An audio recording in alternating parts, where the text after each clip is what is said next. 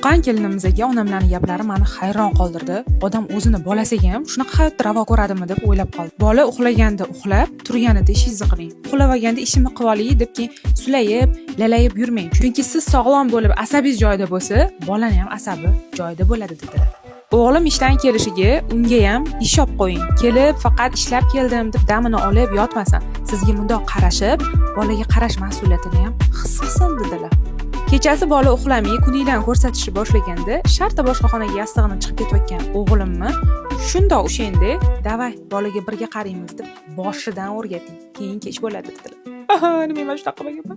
Telefonni qo'yib, ukamga qildilar. Ukamga gapirgan gaplarni eshitsanglar, odam bolasiga shunaqa ham jistoki bo'ladimi deb hayron qolasizlar.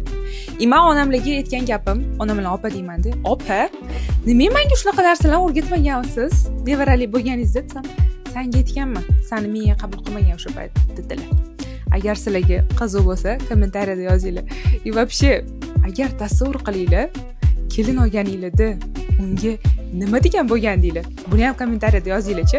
Like bosib, podelиться qilib yuborsanglar, mendan bundoq video olishga kuch topaman homilador holimga.